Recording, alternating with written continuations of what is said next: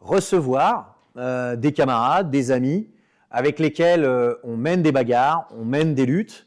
Tout d'abord, on recevra Coppelia Moro, qui est représentante de l'UNEF Nanterre et qui va nous expliquer qu'est-ce que et comment se déroule en fait la liberté d'expression aujourd'hui sur l'université de Nanterre lorsqu'on défend le droit à l'éducation. Candé de la CGT-HPE sera présente également pour nous parler de plans de fermeture d'hôtels. Ça sera après.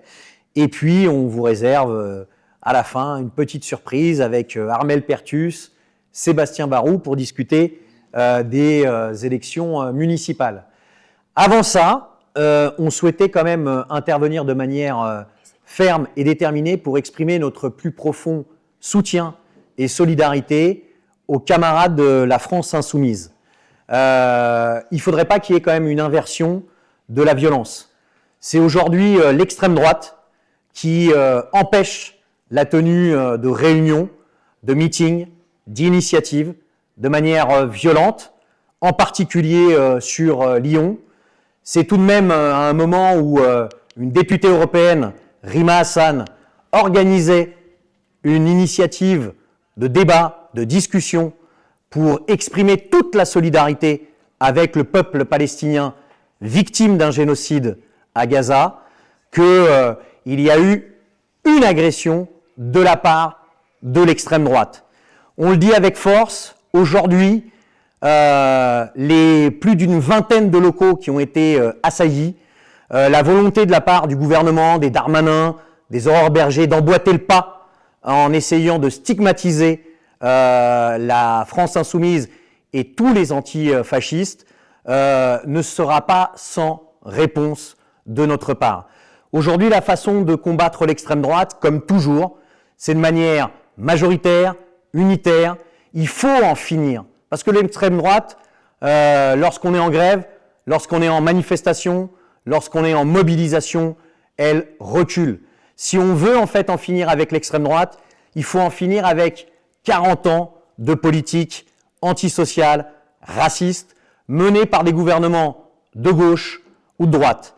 On voulait donc commencer ce live en exprimant notre soutien, notre solidarité aux camarades et amis de la France insoumise et de ne pas oublier de quel côté est la violence.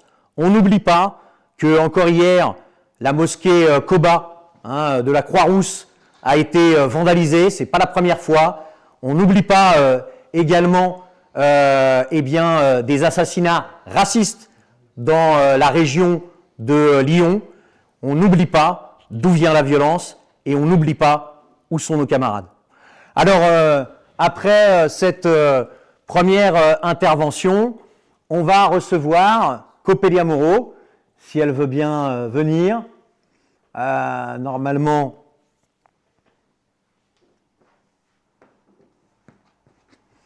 salut Coppelia, ça va? Super. Alors, on connaît bien l'UNEF Nanterre, on connaît bien les camarades, leur détermination, leur combativité. On est en fait ici parce que j'ai l'impression que la liberté d'expression pour Caroline Roland-Diamont, présidente de l'Université de Nanterre, il y a une petite difficulté.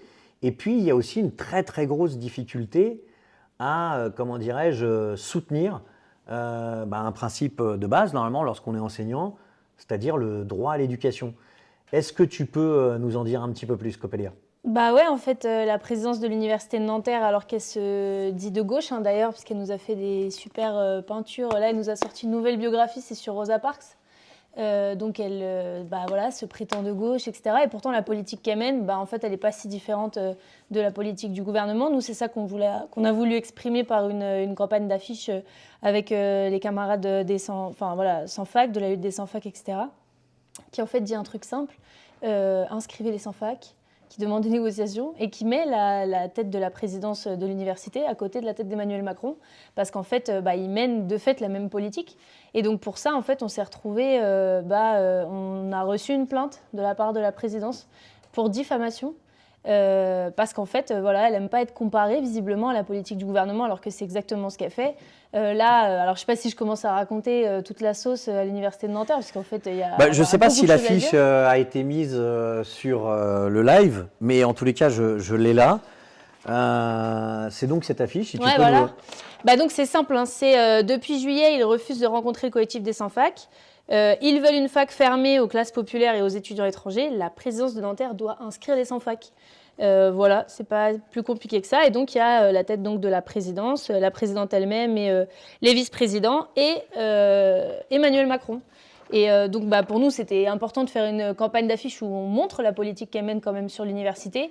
Et donc voilà, dans le cadre de la campagne des 100 facs qui demande quand même l'inscription de 46 jeunes à l'université de Nanterre. La fac de Nanterre, c'est une fac de 35 000 étudiants et étudiantes. Donc franchement, quand tu inscris 46, tu les répartis dans leurs TD, dans leurs amphis, en fait, ça surcharge rien du tout. Donc en fait, il n'y a aucune raison aujourd'hui, ni de budget, ni pédagogique, ni quoi que ce soit pour ne pas les inscrire. D'autant plus qu'ils demandent, en fait, sur 46 en fac, la moitié en fait, accepte d'être inscrit dans une autre université que la fac de Nanterre. Donc en fait, il n'y a vraiment aucune raison de ne pas les inscrire. C'est juste une position politique de la part de la présidence. Et face à cette demande en fait, de discussion, de négociation, quelle a été la réponse de l'université? Puisqu'on a vu et relayé de manière importante l'intervention policière, ce qui est un scandale, c'est-à-dire que normalement, en fait, la police ne devrait pas intervenir à l'intérieur de l'université.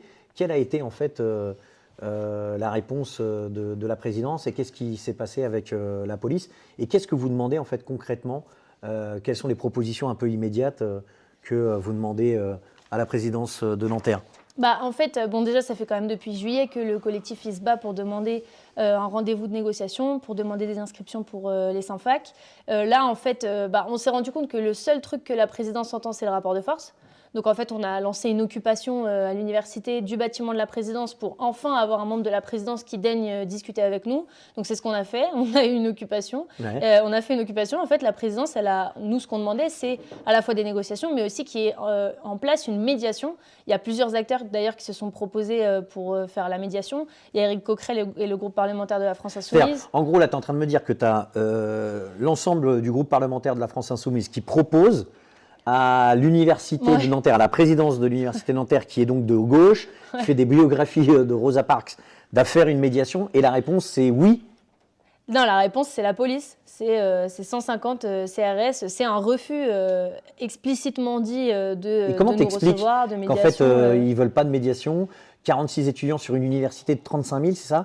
Comment t'expliques qu'en fait ils refusent de discuter, de négocier, d'inscrire? C'est quoi l'argument qui peut être donné? Enfin, comment ça peut rentrer dans une tête un peu normale de refuser, quand tu as un conflit comme ça, des compromis qui sont proposés, tu l'as redit là, que la moitié des sans-fac peuvent être inscrits en dehors de l'université de Nanterre. Je crois que même vous avez proposé, dans la période dans laquelle on est, qu'il puisse y avoir des dossiers pour l'année prochaine. Ouais. Comment, enfin, je sais pas, il y a des conseils d'administration, je suppose qu'il y a des organisations syndicales de personnel sur la fac. Enfin, c'est quoi la position de tout ce monde-là? Parce que nous, de l'extérieur, c'est vrai que on voit ça et on se dit merde, on a été dans les rassemblements quand on s'est fait nasser par la police. Enfin, on a envie de dire, mais vous êtes complètement, enfin, je sais pas, c'est pas Trump, c'est pas Mélanie. C'est pas l'extrême droite, donc comment ils justifient ça? Non, c'est sûr qu'avec une gauche pareille, on n'a pas besoin de la droite, mais c'est clair que, tu vois, pour donner un exemple quand même, sur l'université, l'écrasante majorité des étudiants et des étudiantes soutiennent nos revendications. Ouais. On a des soutiens par exemple, vous êtes l'organisation majoritaire. On est le syndicat Nanterre. majoritaire sur l'université depuis par ailleurs des années, etc. Il y a des personnels, des enseignants qui nous soutiennent, par ailleurs qui montrent de plus en plus leur soutien, etc. Donc c'est vrai que c'est quand même ouf de voir le jusqu'au boutisme de la présidence et la volonté d'aller vers toujours plus de brutalité face à des gens qui demandent le dialogue, les négociations et puis surtout qui se battent pour un truc qui est quand même le droit à l'éducation. Alors, pour le moment, ils ont donc refusé cette volonté de médiation. Ils ont fait intervenir 2 fois, parce qu'il faut vraiment que tout le monde comprenne que la police ne peut pas intervenir sur une université sans l'autorisation de la présidence. J'avais vu un truc qui m'avait quand même totalement révulsé. C'est, je ne sais plus, je crois qu'il est... il est sur cette affiche-là, c'est Olivier Renaud. Ouais. C'est qui lui? C'est le vice-président du CA. Ok. De gauche aussi, je suppose. Ouais, Super. super à gauche. Sympa. Et donc, je l'avais vu, en fait, vous prévenir, sympa, hein, la main, Mm. le cœur à gauche, vous prévenir que la police allait intervenir et que donc il fallait demander. Attention pour les sans-papiers. Voilà. Ouais. Enfin, franchement, un vrai scandale. Juste que je comprenne un petit peu. Donc là, vous avez fait cette demande de médiation. Ils refusent. Est-ce qu'il y a d'autres organisations, collectifs qui se sont proposés aussi en tant que médiateurs? Ouais, il y a le collectif des parents d'élèves de Nanterre qui D'accord. se sont proposés. Il y a du coup Sud Éducation Paris-Nanterre, donc le syndicat de personnel pardon, et d'enseignants de l'université de Nanterre qui se sont proposés aussi, qui évidemment sont par ailleurs ont exprimé tout leur soutien. Ils ont même participé en fait à l'occupation et évidemment ont participé à condamner l'intervention policière, etc. Mais en fait, la raison pour laquelle la présidence mène cette politique-là, c'est parce qu'en fait, parce que justement, il n'y a aucune raison pédagogique, administrative ou je sais pas quoi, c'est un positionnement qui est politique. Et l'objectif de la présidence, c'est en fait de faire, de montrer l'exemple et d'instaurer le fait que sur l'université, sur les universités de manière générale, parce qu'elle sait elle aussi que c'est pas juste Mais sa je fac comprends, qu'elle défend. excuse-moi de te couper, je comprends pas ce truc-là. C'est-à-dire, ils se disent de gauche, mais ils ont peur en fait que ça donne confiance dans les luttes. En fait, quelque part, tu es en train de m'expliquer qu'ils n'inscrivent pas à l'université 46 ou même pas une trentaine, juste pour pas vous donner raison et pour pas prouver que la lutte paye, quoi. Bah oui, c'est ça, c'est pour donner aussi envie, envoyer un message à l'ensemble des étudiants et des étudiantes qui aujourd'hui voudraient se battre contre les politiques menées à la fois par les gouvernements mais aussi par les présidences de fac, qu'en fait, quand tu te bats, la seule chose que tu récoltes, c'est de la répression. C'est ça qu'ils aimeraient nous mettre dans la tête. Et puis surtout de faire peur, en fait. Et donc, c'est un enchaînement de la totalité de la direction quand même de l'UNEF Nanterre a été visée par une section disciplinaire. C'est-à-dire que nous, comme on est étudiants, on ne peut pas se faire licencier. On voit beaucoup là de licenciements de répressifs quoi, de la part des patrons dans les boîtes et tout. Bon, nous, leur moyen, c'est de nous dégager de la fac, nous exclure. Donc, ils ont essayé de faire ça par une section disciplinaire. On a vu, il y a tout un article qui est sorti par Street Press qui montre tout un tas de méthodes mafieuses. On vous laissera regarder tout ça, mais en fait c'est des micros qui ont été mis pour nous mettre en surveillance, c'est des demandes de en fait nous harceler, nous poursuivre sur l'université par une brigade de vigiles. Il y a un budget qui est énorme à l'université de Nanterre sur le budget de la sécurité, juste pour avoir une team de vigiles sur nous. Et puis là tu as donc deux interventions policières. On avait vu ça sur Street Press, c'est-à-dire nano-caméra. Ouais. On demande aux vigiles de vous suivre. Enfin, c'est un énorme dispositif. Vous étiez 9 élus et dirigeants de l'UNEF Nanterre à être en section disciplinaire. Si je me souviens bien, ils avaient déplacé la section disciplinaire de Nanterre à Marne-la-Vallée. Ouais. Parce qu'en fait, la section disciplinaire, évidemment, est représentative des résultats aux élections des conseils centraux. Et comme l'UNEF était majoritaire, vous aviez des représentants de l'UNEF dans cette commission disciplinaire. Donc, ils n'avaient pas envie ou peur de la composition de cette commission disciplinaire, vous ont envoyé à Marne-la-Vallée et Marne-la-Vallée vous a tous relaxé. En fait, ils ont voulu dépayser, surtout parce qu'en fait, ils ont considéré que Marne-la-Vallée, qui est une université où il n'y a pas en fait beaucoup de syndicats, même du côté des étudiants, qui sont combatifs, qui mènent par exemple la campagne des sans fac, en fait, ils ont pensé qu'ils arriveraient dans une fac où en fait, en gros, on serait jugé et dégagé direct, quoi, que c'était leurs potes et tout. Et en fait, on arrive, donc il y a l'instruction. Alors il y a un dossier SACOM de leur part, mais avec rien dessus, des photos de nous, enfin, je veux dire des trucs, n'importe quoi comme affaire. Et en fait, ils nous ont relaxé à l'unanimité, la section disciplinaire quand même. Bravo Caroline, franchement, bonne tactique. Franchement, championne.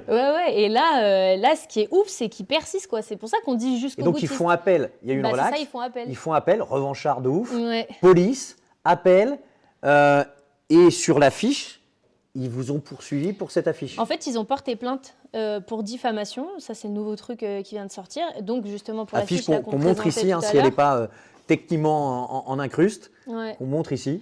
Et donc, j'ai été convoquée en tant que représentante de l'UNEF Nanterre à la brigade de la répression de la délinquance à la personne. Et en fait, ils veulent aller jusqu'au procès, quoi. Donc, tu vois, c'est vraiment un truc de... Tu allies une politique qui va totalement dans le sens du gouvernement, puisque là, on ne l'a pas dit, mais la présidence, elle a annoncé aussi qu'ils allaient supprimer 70 millions d'euros quand même sur l'université de Nanterre sur 6 ans, des fermetures de filières totalement, enfin, je ne fais pas tout le panel, mais quand même, tu as des jeunes, par exemple, pour te donner une idée, ils ont commencé, ils sont en L3, ils ont fait leur premier semestre. Donc tu te dis, il y a 2 semestres dans une année, tu vois. Ah, paf, je termine mon 2e semestre, j'ai validé ma licence, c'est bon, j'ai mon diplôme, tu vois. Et en fait, à 1 semestre d'avoir ton diplôme, ils te disent, en fait, ta filière est ferme, tu vois. Donc en fait, à la fois, c'est une politique austéritaire, la politique que mène le gouvernement, supprimer des places, supprimer des budgets, etc. D'un autre côté, refuser le dialogue. Et puis pour que tout ça, ça passe crème, tu réprimes. Et c'est ça que fait le choix, c'est ce choix-là qu'en fait fait la présidence. Et alors vous, est-ce que ça vous décourage? Et c'est quoi le plan qui est le vôtre maintenant?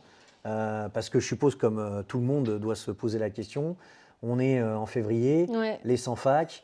Donc d'abord, vraiment grande force aux sans-fac qui ne lâchent pas l'affaire, qui n'abandonnent pas, qui continuent à se battre malgré une université totalement réac dans ses positions. Mais c'est quoi votre plan et qu'est-ce que vous défendez là?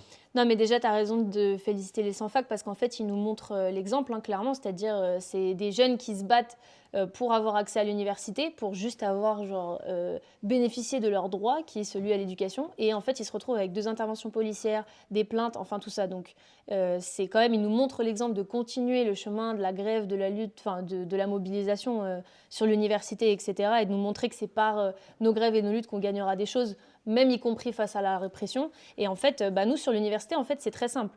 On s'adresse à l'ensemble des acteurs, que ça soit des députés, des collectifs, des associations. Je crois que ce matin, vous étiez sur le marché de Nanterre. Non, mais voilà, c'est ça. Pour en fait appeler des gens à se proposer en tant que médiateur pour montrer en fait à la présidence que tout le monde se propose en médiation et que personne ne comprend la politique aujourd'hui qui vise à refuser le dialogue, etc. Il y a des camarades sans fac et de l'UNEF qui étaient tout à l'heure sur le marché de Nanterre avec un tract pour expliquer ce que mène la politique de la présidence sur l'université et puis pour s'adresser aussi à la mairie pour que la mairie prenne position. Et quoi d'autre? Avec un tract, avec des tables, avec des drapeaux, etc. Et on m'a dit qu'il y avait une pétition en fait. Voilà, c'est ça, et avec une pétition. D'ailleurs, on vous met le lien, si jamais ça vous intéresse, dans les commentaires, etc. Elle est publique et c'est ouvert à la signature de tout le monde, évidemment, pour en fait montrer que la majorité des gens soutiennent en fait le droit à l'éducation et refusent que dans les universités, on banalise une répression où, pour te battre, en fait, tu te retrouves avec la police alors que tu demandes des négociations, que pour avoir dénoncé la politique de ta présidence, tu te retrouves avec un procès, parce que c'est quand même, c'est une atteinte à la liberté d'expression, le truc vraiment de base, quoi. Ok, et écoute, je crois qu'on a bien compris. De toute façon, on va refaire des lives un peu régulièrement. Je crois que le prochain est prévu pour le 1er mars. Donc on verra un peu quelles sont les suites. Pour le moment, tu avais été convoqué donc, à la brigade de la répression de la délinquance à la personne. Répression de la délinquance à la personne. Ni plus ni moins. Donc on attend de voir quelles sont les suites. En tous les cas, évidemment, on sera à tes côtés. Il me semble aussi que tu es candidate pour les listes du NPA révolutionnaire sur Nanterre avec Thomas. On en reparlera sûrement dans des prochains lives. Et il faut signer la pétition. Donc elle va être dans les commentaires, on le mettra sur les différents réseaux sociaux. Pétition qui dit une chose toute simple, c'est il faut discuter, négocier et trouver un compromis. Vous, de votre côté, vous avez déjà avancé. Le compromis, ça ne peut pas être la police. Le compromis, ça ne peut pas être la répression. Le compromis, ça ne peut pas être de demander à ce qu'on ferme notre gueule, parce que le droit à l'éducation, ce n'est pas un privilège, c'est justement un droit sur lequel l'UNEF Nanterre et le collectif de sans-fac se battent. Merci à toi. Et on se revoit très bientôt. Très franchement, on a envie de dire à Caroline Roland-Diamont, si elle ne veut pas être à côté d'Emmanuel Macron, il faut qu'elle arrête de mener sa politique. C'est quand même tout simple, au lieu d'aller voir les flics. Merci à toi, Cop. Je pense qu'au niveau technique, on prend nos marques. Donc petit à petit, comme on dit, l'oiseau fait son nid.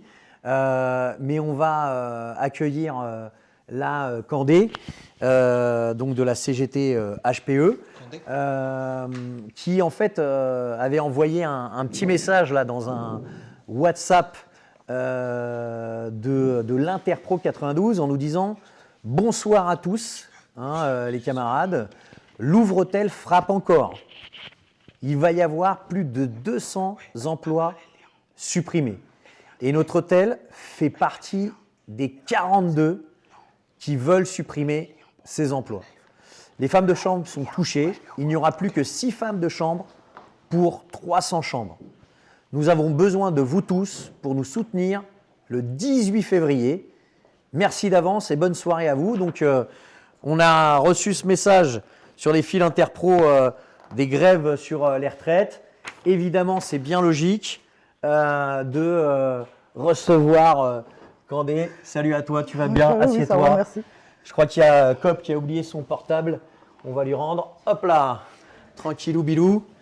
Salut, tu vas bien? Ça va, merci. Tranquille, on est comme à la maison. Là, Oui. hein. Oui. On est quand même moins bien que devant un piquet de grève lorsqu'on Ça, fait c'est face sûr. au patron. Patron, oui. Tu as mené une grève de dingue il y a quelques mois de ça. Oui. Est-ce que tu peux expliquer ce qui s'était passé? Parce que d'abord, ça force le respect, ça montre qu'il ne faut jamais lâcher l'affaire. Ça va. Et ça montre aussi qu'en fait, on n'est pas obligé de se vendre. Qu'est-ce qui s'était passé sur votre hôtel, si tu peux expliquer?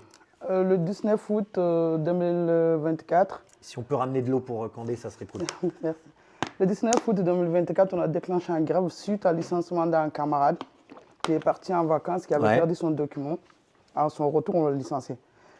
Mais c'est un prétexte en fait, parce qu'on savait déjà qu'ils ont commencé déjà la répression syndicale et Super. des licenciements pour tous les camarades. Mais Donc sauf en fait, c'était un collègue qui était parti en vacances. congé. Et pendant ses congés, la boîte décide de le licencier. Oui. D'accord. Les faux prétextes qu'ils ont donnés, ouais, mais il n'a pas informé la direction. Ça, je sais très bien que la direction est au courant de son situation. Ouais. Parce qu'en cherchant qu'il était en étranger, du coup, quand on perd les documents, déjà même en France, si c'est pour le renouvellement des cartes de séjour, c'est pas facile. Ouais. Bon, imagine si tu perds ça en étranger, ben, pour revenir, ça prend un maximum de temps. D'accord. Du coup, ils ont profité de ça. Du fait qu'il avait perdu ses papiers en fait à l'étranger, et donc il ne pouvait pas revenir Oui. aux dates qu'il avait prévues, et donc la boîte avait profité de ça. Oui. Ok. Bah, du coup, même ça, c'est pas ça qui nous a choqué vraiment. Ce qui nous a choqué, en fait, à son retour, dimanche, il a travaillé. Ouais. Mais quand ils sont représentés lundi, ils ont Ouais. appelé les flics d'Erdou pour le faire D'accord. dégager de la boîte. Mais pour nous, ça, c'était vraiment l'humiliation. D'accord. Ouais. Ça nous était arrivé aussi en fait à la Poste, où parfois il faut intervenir la police. Effectivement, la police, elle n'a rien à faire là où on bosse. C'est ça. Les patrons, c'est fou cette affaire-là. Je ne sais pas si ça t'est arrivé la même chose, mais la police, en fait, ils sont toujours du côté des patrons. Des patrons. Oui. Hein, tu les vois jamais. Quand il y a nos piquets, ils sont face à nous. Quand on est en manifestation, ils sont face à nous. Et donc ça, en fait, ça vous a piqué à vif Oui. sur votre dignité. Oui. Et à partir de là, vous avez fait quoi? Bah, à partir de ça, on a lancé la grève le jour même. D'accord. La grève qui a duré pendant 9 mois. 9 mois. Oui. Bah, pendant ces 9 mois, on peut dire, voilà, il y a eu des humiliations, des arrestations, des gardes à vue, des menaces de police. En fait, ils ont tout fait pour qu'on essaie d'arrêter la grève. Mais malgré tout, on a grâce au soutien de tous nos camarades du CGT. Puis à votre bagarre. Voilà. Tu es à la CGT HPE. Oui. Voilà. Et les camarades aussi là, qui nous ont soutenus, par exemple comme l'UD 92, les fédérations, Sophie Binek s'est déplacée plusieurs fois. Ben, plusieurs camarades qui nous ont aidés, même je ne peux pas citer le nom de tout le monde, comme les Femmes et Égalité, qui est une association aussi qui a beaucoup participé à notre grève.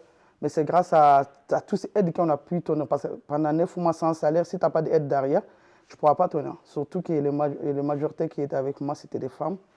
Et donc ça s'est conclu comment cette grève? Ben, ça s'est conclu, on a des temps complets pour les femmes de chambre qui étaient D'accord. en temps partiel. D'accord. Les camarades, on a pu obtenir un enveloppe de départ pour elles. Ouais.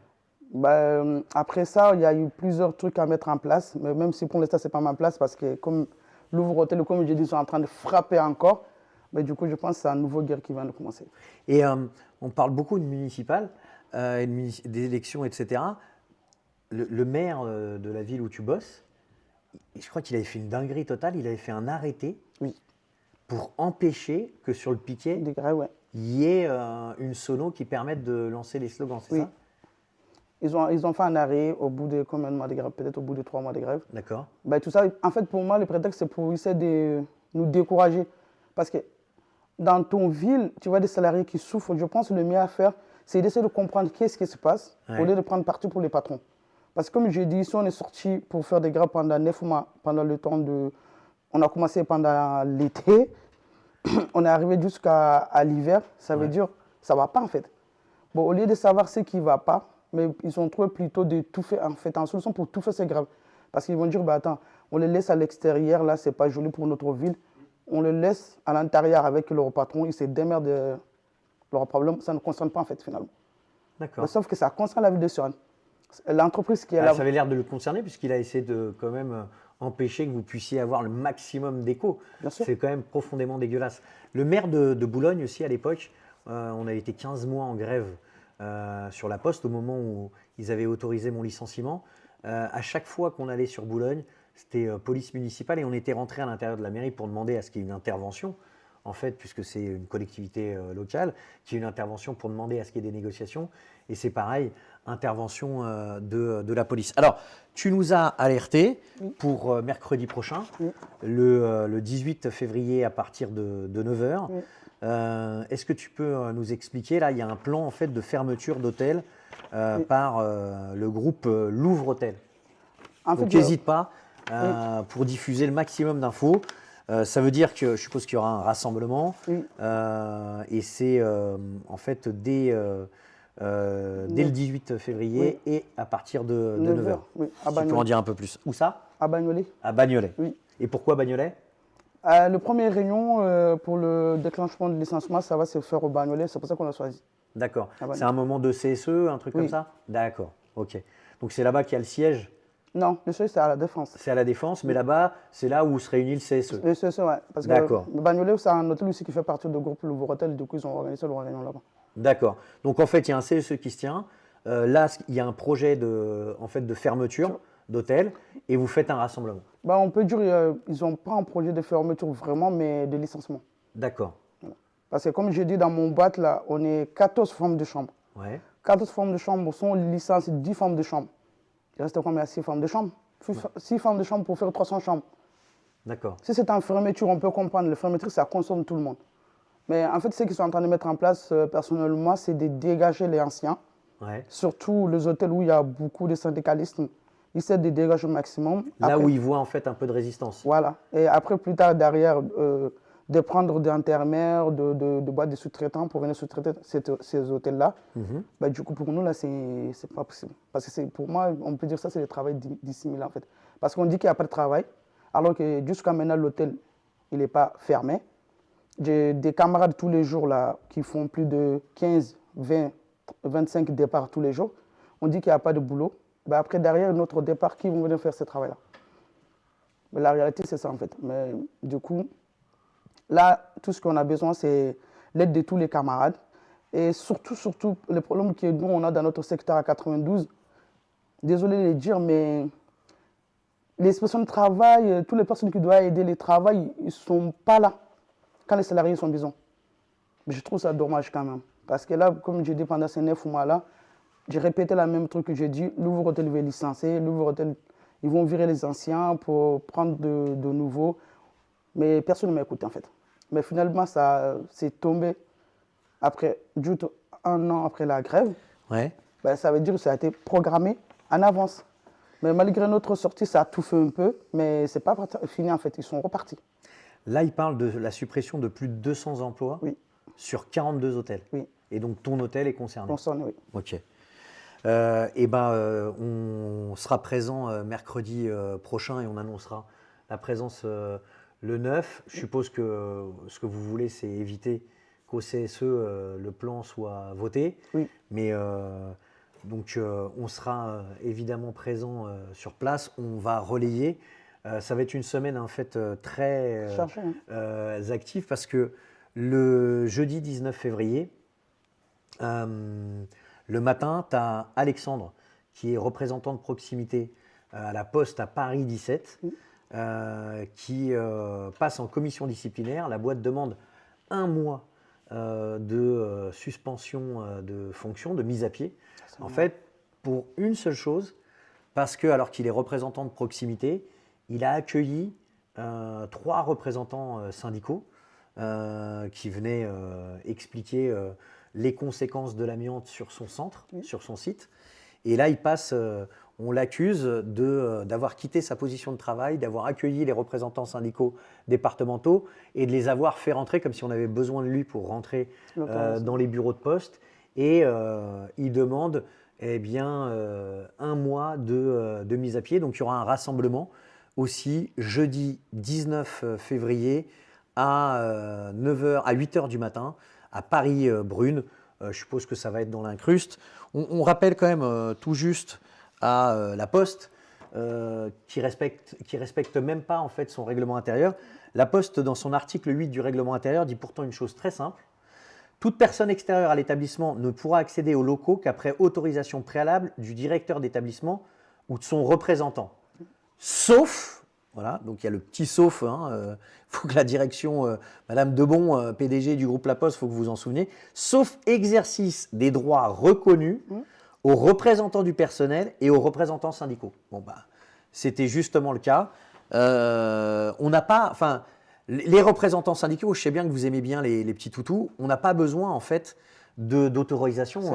Parce que évidemment, si en fait un représentant syndical vient dire que la Poste est responsable d'amiante et de conséquences extrêmement graves pour les collègues, ils n'aiment pas ça. Donc on a été sur le centre, on a un représentant de proximité de Sud qui a accueilli d'autres représentants départementaux, ce qui est normal. Si vous pouviez juste respecter vos propres textes, ça serait pas mal. Dernière chose, je suppose que tu connais les camarades, c'est les camarades de la CGT TUI France, qui le 19 février aussi organise un rassemblement au Prud'homme de Nanterre. Donc le 18, on va tous à Bagnolet le matin. Le jeudi 19, on sera avec Alex à Brune dès 8h. Et à 11h, on est bien placé pour le savoir, puisque à l'époque, on avait mené la bagarre avec les camarades de TUI France qui s'étaient opposés à un plan de licenciement de plus de 600 salariés. Ils ont obtenu satisfaction a posteriori, mais les licenciements avaient déjà eu lieu. Et là, je crois que c'est 180 dossiers qui passent au Prud'homme. Évidemment, on sera aussi à vos côtés. Juste une chose, et avant de te quitter, tu dis en fait, il faut qu'il y ait plus de force. Bien sûr. Moi, je partage ce que tu dis, mais je ne sais pas ce que tu en penses et je te laisse vraiment le mot de la fin là-dessus. Nous, on se dit qu'en fait, à un moment donné, il y a, quelles que soient nos organisations syndicales, quel que soit notre secteur, si on ne met pas au centre la question du mouvement d'ensemble, de la grève, de sa généralisation, on va à chacun à notre tour être bouffé par des plans de licenciement, des réorganisations. On peut être très vaillant et vaillante comme vous l'avez été et comme vous allez sûrement l'être maintenant, mais il y a une nécessité quand même à faire bloc. On a envie de dire vraiment de manière importante, la priorité aujourd'hui, number one, ce n'est pas les étiquettes, l'unité en parole, c'est une unité pour organiser un plan de bataille, pour regrouper les forces et permettre véritablement d'empêcher tous ces plans de licenciement. Ils font des profits. Je ne sais pas c'est quoi ton point de vue, tu as le mot de la fin pour toi, Candé, en fait, et merci d'être venu. Merci. Mais comme j'ai dit, je répète le même mot, en fait, parce que ce qu'il y a, ça ne fait pas plaisir de faire grève. Si on fait grève vraiment, ça veut dire que ça ne va pas. On est arrivé à un certain moment qu'on n'arrive plus à supporter, il n'y a que ça seulement qu'il faut pour que les gens ils sachent vraiment ce qu'il y a à l'intérieur, que ce soit dans une boîte, que ce soit comme le camarade de l'université qui sont en train de se battre pour dire au monde entier, voilà, ce qui ne va pas vraiment chez nous. En fait, en luttant qu'on peut sortir ça. Mais si tout le monde reste enfermé, on ne dit rien, j'ai rien vu, je vois mon camarade là qui est en train de souffrir à côté, qui pleure. Quand il finit de pleurer, il continue à aller travailler, ou le matin, il n'a pas envie de se lever pour venir au travail, tellement qu'il est sous les pressions, il est surchargé. Personne n'en parle, on vient, on ferme le jeu, on part, mais ça ne va pas s'arrêter. Parce que ça fait plaisir au patron, en fait. Ça fait plaisir au patron pour diviser et pour essayer de, comment ça s'appelle, en fait, désolé le mot, mais en fait, il nous divise pour, comment ça s'appelle, bien... Pour continuer à garder le pouvoir, à maltraiter, à exploiter, à maltraiter les salariés. Et comme j'ai dit dans notre hôtel, en 2012, le premier combat que les filles ont amené, ils ont amené ce combat-là pour quitter dans le sous-traitance. Là, actuellement, si aux licences, comme j'ai dit, c'est 10 femmes de chambre dans notre hôtel, ceux qui vont retourner directement sur sous-traitance, ça les arrange. Parce que si les salariés ils sont sous-traités, pour eux, même s'ils sont maltraités, ah non, ça ne nous concerne pas parce que ce n'est pas nous, c'est d'autres personnes. Mais si on le lie directement à notre établissement, on peut dire, ah ben, vous voyez ce groupe-là, un groupe, comment ça s'appelle, mais comment ça s'appelle, connu dans le monde entier, qui traite mal leurs salariés, ça c'est une image qui ne veut pas. Mais du coup, pour éviter ces images-là, la seule chose qu'ils peuvent faire, c'est de sous-traiter. Mettre des hôtels à mandat gérant, ben, pour dire, ben voilà, mais nous, on se lève les mains là-dedans, vous allez gérer ça avec des patrons voyous, qui prennent des gens qui travaillent, qui ne connaissent pas leurs droits, qui connaissent leurs droits, qui essaient de les licencier, de les pousser à faire des fautes, ou tu démissionnes, parce que chez nous, ils ont tout essayé, ça n'a pas marché. Parce que les pressions qu'on a eues pendant la grève, si on n'a pas eu vraiment le courage, je pense qu'il n'y aura personne qui aurait resté dans cet hôtel. Ben, on a pu tenir pour montrer au monde entier ce qui ne va pas. Mais malgré ça, il n'y a pas de suivi derrière, parce qu'on n'est pas solide, en fait. Tous syndicats confondus, on n'est pas solide, parce que maintenant, ça frappe tout le monde. Ce n'est pas uniquement CGTHP, mais ça touche tous les syndicats confondus dans notre groupe. Bon, du coup, si vraiment on était solide, soudés, je suis sûr qu'il y aurait des licenciements, mais pas à ces points-là. Groupe, comment ça s'appelle, le Hotel, lié par Jing Jiang, on sait que ces gens-là, c'est des multimillionnaires. Je ne sais pas comment expliquer. Bon, imagine qu'ils licencient 210 personnes à peu près. À la fin, c'est quoi? Prendre, comme j'ai dit, les travailleurs à tâche, on te paye par chambre. Tu tapes 30 ou 40 chambres dans la journée. Pour à la fin, on te donne que des miettes, en fait. Tu seras obligé de prendre de multiples boulots. En fait, tu travailles à l'hôtel. Quand tu finis, tu vas le prendre le ménage 2 heures, 3 heures à part. À la fin, tu n'auras même pas le temps de s'occuper de tes enfants, en fait. Mais ces patrons-là, ils pensent qu'à eux uniquement. Si on n'a rien à foutre de nous vient. Désolé les mots, mais la réalité, c'est ça, en fait. Mais sauf que syndicalement, pas que moi, mais les autres camarades, c'est ça qu'ils devraient comprendre. Quand on dit il y a des combats, en fait, ce n'est pas pour une personne. Il faut se battre pour tout le monde. La réalité. Bon, du coup, je vous remercie pour l'invitation. Merci à toi. On se voit mercredi. 18, tout le monde 18, c'est ici. Je ne sais pas si c'est en incruste. Je le fais à l'ancienne, en papier.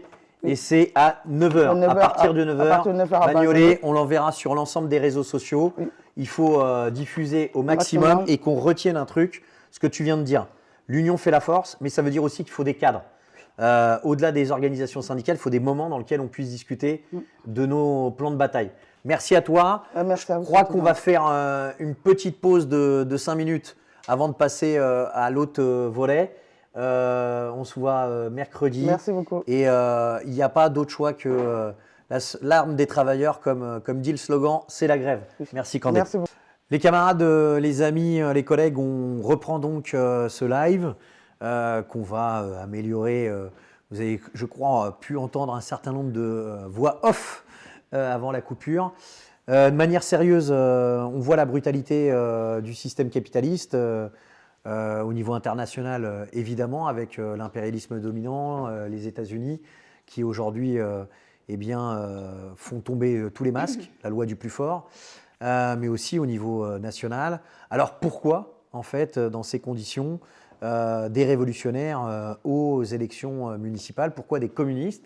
Pourquoi des communistes révolutionnaires, des internationalistes? Eh bien, on va prendre la demi-heure qui vient avant d'accueillir Sébastien Barou, qui est tête de liste pour le NPA révolutionnaire sur Gennevilliers. On va accueillir Armel Pertus, que vous connaissez bien, de toutes les bagarres dans le 92 et au-delà. Porte-parole également du NPA R, professeur des écoles, institutrice à Gennevilliers depuis quelques années maintenant, une vingtaine d'années je crois, et bon, direct, sans transition, pourquoi il faut renforcer les révolutionnaires? Pourquoi il faut renforcer les révolutionnaires? C'est la meilleure décision à prendre quand vous lèverez demain matin, parce que face à ce monde qui est à feu et à sang et à une incapacité, une non-volonté probablement des directions politiques, syndicales de ce pays, mais partout dans le monde, de prendre le taureau par les cornes et puis d'avoir la volonté de renverser la table et de défendre réellement notre camp social, celui des travailleuses, des travailleurs, avec ou sans papier, de la jeunesse. Il faut bien qu'il y ait des révolutionnaires qui s'y collent. Alors en même temps, on se présente aux élections pas comme si d'un coup nous-mêmes, on s'était réveillés le matin en se disant « Tiens, cette année, il y a les élections municipales, ce serait pas mal que les révolutionnaires s'y affichent. » Non, parce que ça laisserait un peu le message que ce moment-là, un peu de professionnel, d'un seul coup, fait se réveiller les masses. En fait, nous, il se trouve qu'on est des travailleurs, des travailleuses. Gaëlle l'a dit, il y avait les collègues avant, les camarades qui se sont exprimés. Il y aura un postier qui va s'exprimer après, qui est notre tête de liste à Gennevilliers. Moi, je suis instite. On a, en fait, tous les jours, on baigne, nous, parce qu'on est nous-mêmes dans des secteurs où on subit l'exploitation, les oppressions. Et donc, tous les jours, en tant que syndicaliste, en tant que ceux et celles qui se bagarrent becs et ongles contre les injustices, on fait déjà un peu ce boulot, largement ce boulot. Bon, mais là, aujourd'hui, en se présentant aux élections, on a envie d'assumer un peu le fait que si tout ça, on le fait, c'est pas simplement, et c'est évidemment déterminant, parce qu'on a l'injustice un peu chevillée au corps, parce qu'on ne supporte pas le sort qui est fait à ceux et celles qui pourtant font tout tourner. On le fait aussi parce qu'on est profondément persuadé que parce qu'on est communiste, parce qu'on est révolutionnaire, parce qu'on est organisé dans une organisation politique, parce qu'on sait qu'en face de nous, on n'a pas des rigolos, on le fait parce qu'on sait qu'il n'y a pas d'autre choix que là où le capitalisme a décidé de faire porter tout le poids de son exploitation, se trouve aussi la force pour renverser ce système. Et ça, on a envie de l'exprimer. On l'a exprimé il y a quelques mois aux élections législatives. On l'exprimera à l'élection présidentielle. Tout le monde est rivé là-dessus. Nous, on le dit, nous aussi, il n'y a pas de raison. Mais là, pour ce qui nous occupe aujourd'hui, on va l'exprimer aux élections municipales parce qu'il n'y a pas les élections municipales avec ce côté proche du peuple, où les différenciations, elles ne se voient plus trop parce que, comme si un peu dans un conseil municipal, on était tous et toutes un peu dans la même galère, puis on devait gérer un peu le budget de la ville pour le bien. Et puis, le cadre national, où là, à l'Assemblée, on se tape dessus, on se pouille la tête. Non, en fait, dans le cadre d'une municipalité, où sont brassés des millions et des millions d'euros, où tu as des boîtes avec des gros patrons, tu as des sièges sociaux, tu as des écoles, des hôpitaux, des services publics qui périclitent, et bien là aussi, tu as une politique à défendre et tu ne fais pas n'importe quoi. Et ça, c'est un petit message qu'on adresse aussi. Sébastien, que vous allez entendre là, sera tête de liste sur une municipalité d'union de la gauche depuis des années, où ça fustige en partie le Parti socialiste, où là, c'était un peu le hochet au moment du vote du budget, mais où tout le monde va se retrouver dans la gestion d'un budget pharaonique sur une municipalité hyper ouvrière, avec beaucoup de sièges sociaux. Et là, d'un seul coup, ces débats-là n'auraient plus cours parce qu'on va bien gérer les affaires qui sont au plus près de nous, quoi. Et c'est un peu ça le problème, quoi. C'est dans quelle optique on gère les affaires, quoi. Nous, ce qu'on appelle prendre nos affaires en main, c'est nous-mêmes, nous occuper de notre vie au boulot, en dehors du boulot. Je crois que c'est très important. On va rentrer de manière un peu plus détaillée après sur les listes et le nombre de listes qu'on dépose, mais on voudrait revenir sur quelque chose. C'est évident, et pour nous, ça ne fait pas d'ambiguïté.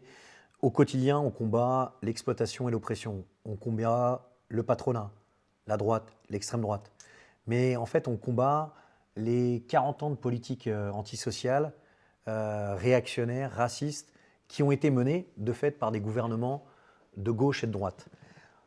Pour nous aujourd'hui, je le dis vraiment parce qu'on rencontre toute une série de travailleurs, de travailleuses, de jeunes qui nous disent vous êtes en fait très sympa, très chouette, un peu de manière parfois condescendante. C'est bien ce que vous faites.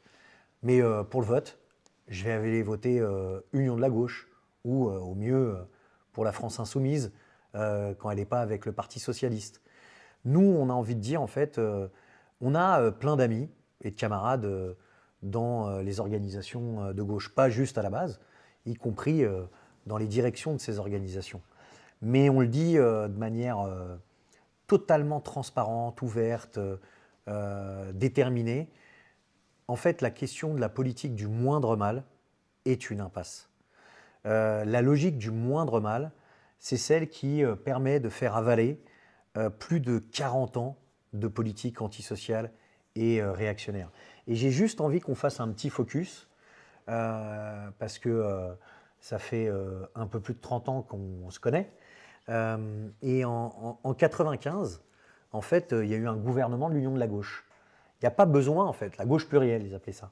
Il n'y a pas besoin de revenir à 36, à 81, en 95. D'ailleurs, à l'époque, Jean-Luc Mélenchon était ministre délégué de l'enseignement professionnel. Il était d'ailleurs ministre délégué de l'enseignement professionnel sous la tutelle du ministre de l'Éducation de l'époque, qui était Jack Lang. Bon. On avait tout le panel, Parti communiste au sport, Parti communiste au transport, et une politique qui a abouti à pas de régularisation de sans-papiers, précarité dans la jeunesse avec les emplois jeunes, et plus de privatisation que le gouvernement Juppé, qui avait été viré par ces grèves et mobilisations. C'est là qu'on s'est connus. Ces grèves et mobilisations qui avaient imposé un rapport de force, qui avait fait reculer le gouvernement de l'époque et Juppé. Et ce n'était pas dans le très bon journal révolutionnaire, dont on a le dernier numéro ici du NPAR, où il y avait un dessin, une caricature. À l'époque, c'était Plantu, dans Le Monde, où tu voyais Jospin affalé comme ça dans un parterre de patrons, de petits patrons, et qui disait « Juppé en a rêvé, Jospin l'a fait ». Et c'était les privatisations d'entreprises. Je crois qu'il ne faut pas, et d'ailleurs, dans la foulée, 2002, élection présidentielle, tu as l'extrême droite avec Le Pen qui passe l'étape du premier tour et qui est directement au second tour.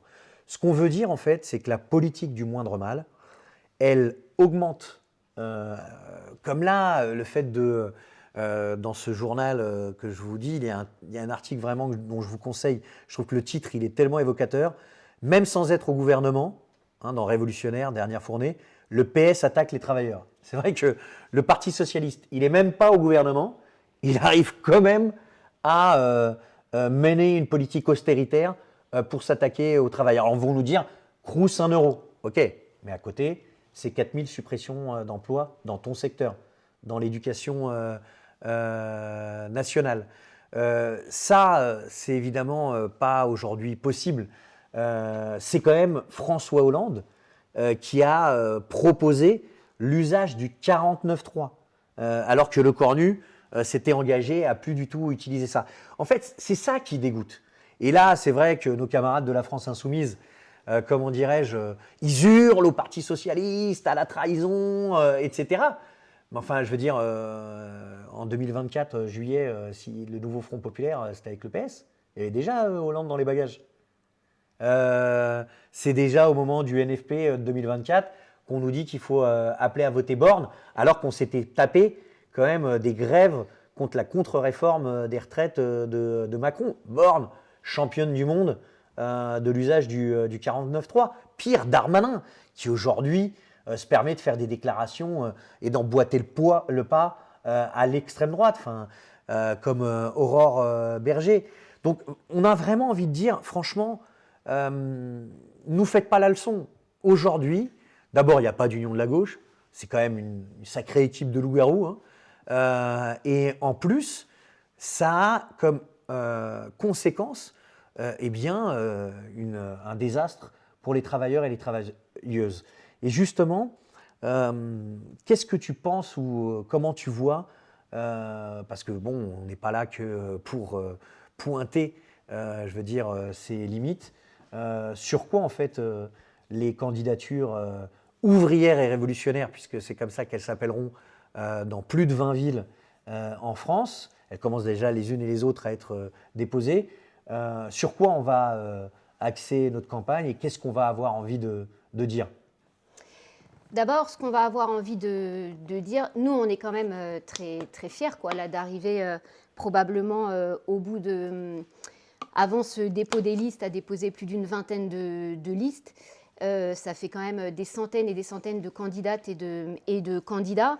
Qu'est-ce qu'on a envie de dire? Au-delà du constat qui est fait, bien sûr, de de la cruauté, de la brutalité de ce monde, quoi, qui touche quand même de plus en plus de gens dans leur chair, quoi. L'exploitation, la misère, ouais, ça abîme, quoi. Ça abîme les corps, ça abîme le moral. Mais que face à ça, on est quand même une force phénoménale. Et plutôt que de voir tout le mal qui nous est fait, voir quand même un peu, là on l'a bien vu rien qu'à notre petite échelle, ceux et celles qui relèvent la tête. Et il y a tous ceux et toutes celles qu'on ne voit pas et qui au quotidien se bagarrent contre des injonctions, contre, Sébastien en parlera tout à l'heure, ces dizaines et dizaines de réorganisations. Nous, dans les écoles, c'est quotidiennement qu'il faut mener la bagarre, y compris dans une ville comme Gennevilliers, qu'il faut mener la bagarre pour avoir un tant soit peu un cadre de travail qui ne soit pas trop dégueulasse, trop dégradé. Et on n'y arrive que parce qu'on hausse le ton. Ce qu'on a envie de dire, c'est qu'il y a des solutions et nous sommes la solution. Et cette solution, c'est l'unité de nos forces dans ce que sont nos propres armes, c'est-à-dire la grève, c'est-à-dire les blocages, c'est-à-dire les démonstrations de rue, les démonstrations de force de notre nombre. Avant tout, notre force à nous, c'est d'abord notre puissance de blocage, quand il n'y a plus de cheminots, quand il n'y a plus de machinistes, quand il n'y a plus de soignants, quand il n'y a plus d'instituts, quand il n'y a plus de profs, quand il n'y a plus de postiers, quand il n'y a plus de salariés ultra précaires dans les dépôts Amazon. Tout ça ne tourne plus. Je veux dire, la période du Covid a été le meilleur moment pour montrer. Et quand il y a des fortes grèves, comme on a eu en 2023, comme il y a eu en 2019-2020, les directions comme à la SNCF, comme à la Poste, ont beau essayer de mettre ce que nous on appelle des jaunes, c'est-à-dire des cadres, pour faire le boulot des grévistes. Mais ils n'y arrivent pas. Ils ne peuvent pas, d'abord parce qu'ils ne sont pas assez nombreux, mais surtout parce qu'ils n'ont pas l'expertise, ils n'ont pas les compétences, ils n'ont pas la richesse intellectuelle et manuelle qu'ont les travailleurs et les travailleuses. Et c'est cette richesse-là qui est notre force, parce que le jour où on décide que travailler dans ces conditions-là pour aller renforcer les caisses des actionnaires, du patronat et la puissance et le pouvoir de gouvernement à leur service, ce jour-là, on est les plus fortes et les plus forts. Et à l'échelle d'une municipalité, quand je dis d'une municipalité, pas en tant qu'instance, à l'échelle d'une ville qui regroupe des dizaines, des centaines de travailleurs, de travailleuses de différents secteurs de la jeunesse, on a cette puissance-là. Et nous, on voudrait pouvoir aller l'exprimer. C'est pour ça qu'évidemment, on appelle, c'est sûrement probablement un peu tôt, puisqu'on n'a pas encore officiellement déposé nos listes, mais on appelle évidemment à donner du pouvoir, donc à voter pour les militantes, les militants, les candidates, les candidats révolutionnaires, parce qu'ils ne seront pas le porte-voix extérieur à ce camp qui est le nôtre. Ils sont de ce camp-là. Ils et elles, tous les jours, savent ce qui s'y passe. Et on se dit que d'abord, peut-être qu'on pourra en convaincre, mais surtout que ça donne une toute autre tonalité. Nous, on a envie de donner une autre tonalité à ces instances, ces institutions qui sont bien huilées, qu'elles soient à l'échelle locale, qu'elles soient à l'échelle nationale, et surtout montrer qu'il n'y a pas de fatalité. Dans nos secteurs professionnels, souvent, nos collègues pensent que les choses ne sont pas possibles, jusqu'au moment où on se regroupe, on arrête d'être exploité, on tient la dragée haute. Et ça peut être sur des éléments tout à fait quotidiens du boulot. Avoir plus de matos pour bosser, avoir un poste de travail qui ne ressemble pas à une poubelle, ne pas bosser avec des rats, avec l'humidité, être obligé de mendier des ventilateurs par temps de canicule et des radiateurs par temps de neige. Bon, tout ça, ce sont des bagarres quotidiennes. Et montrer que ça nous donne des perspectives sur le fait qu'il n'y a pas de fatalité à subir.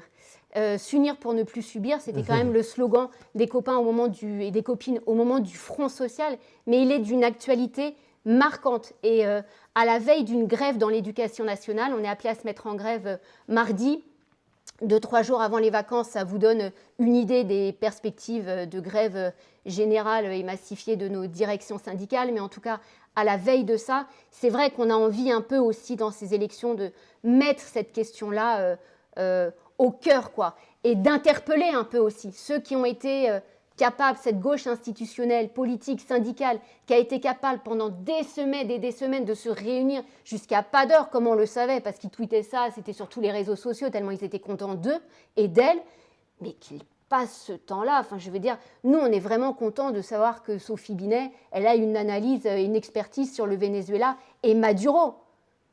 Mais je veux dire qu'elle applique aussi son expertise à la politique qui est menée ici, où il n'y a pas Trump, où il n'y a pas toutes les saloperies qu'elle analyse au niveau international et où elle n'est même pas foutue, elle et toute l'intersyndicale, ne serait-ce que de poser une journée de grève générale. Donc, s'ils ne font pas, il faut que nous le fassions. Et ce que font, je finis avec ça, mais ce qui était discuté avant avec Candé sur le fait de se soutenir dans les rassemblements face à la répression patronale, face à la répression gouvernementale, évidemment, c'est chronophage. Évidemment, on aimerait autre chose, mais c'est déterminant parce que c'est un premier pas dans la reconnaissance que nous appartenons au même camp, que nous avons un ennemi commun et que cet ennemi-là, il n'est pas dans notre camp, quel que soit son syndicat, sa couleur de peau, qu'il ait un voile, qu'il n'ait pas de voile, quel que soit son âge, quel que soit son secteur. Ceux et celles qui subissent les oppressions, l'exploitation, doivent être ensemble et nous, on veut exprimer ça, notamment dans les conseils municipaux. Je reviendrai un peu sur la situation internationale et comment cette brutalité s'exprime aussi au niveau international et qu'est-ce qu'on a envie de porter. Mais je vais emboîter le pas d'Armel. En fait, si aujourd'hui, nous on le dit de manière très claire, on pense qu'il faut un discours qui soit clairement délimité par rapport au système capitaliste. On ne comprend pas en fait comment c'est possible de vendre la possibilité d'un capitalisme à visage humain. Comment c'est possible de nous faire croire qu'il pourrait y avoir des jours heureux sous le capitalisme. En fait, tant qu'il y aura de l'exploitation, tant qu'il y aura une petite minorité de parasites qui volera le travail de l'immense majorité de la population, des travailleurs et des travailleuses, eh ben, on a une société qui est une société malade, qui est une société qui marche à l'envers. Et oui, il faut des révolutionnaires avec une stratégie, avec un programme qui remettent cette société à l'endroit. Nous ne voulons pas gérer les affaires du capitalisme. On n'a pas l'illusion de vendre aux travailleurs et aux travailleuses qu'en fait, eh bien, ça serait possible de cohabiter avec ceux qui nous exploitent, avec le patronat, la bourgeoisie, les capitalistes. Et c'est ça la ligne de démarcation qu'on a avec la gauche institutionnelle, qu'elle soit plus ou moins radicale ou plus ou moins de rupture. J'y reviendrai sur la situation internationale, mais franchement, faire appel à des figures comme Mitterrand, faire appel à des patrons comme Dassault, qui en réalité sont pieds et poings liés avec la bourgeoisie, les capitalistes qui en réalité sont l'aile marchande des interventions militaires, de la guerre qu'a toujours mené l'impérialisme français aux 5 coins du monde, ce n'est pas possible.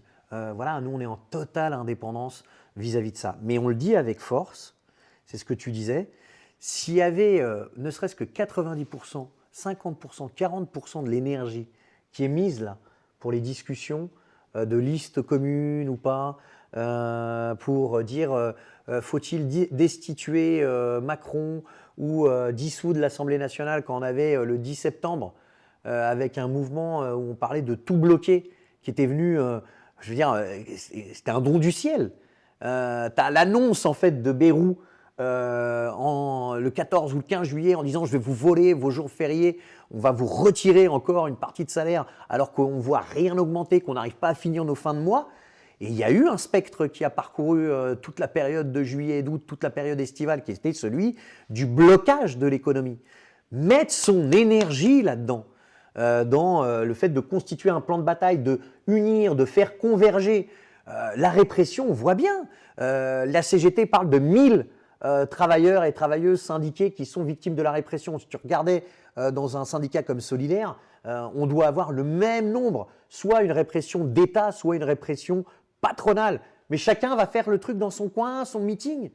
Enfin, il y a besoin en fait d'un front commun qui reprenne l'offensive. Et donc on dit, chiche, nous faites pas vraiment la leçon à la division. Chiche pour organiser la contre-attaque. Chiche pour organiser un mouvement d'ensemble.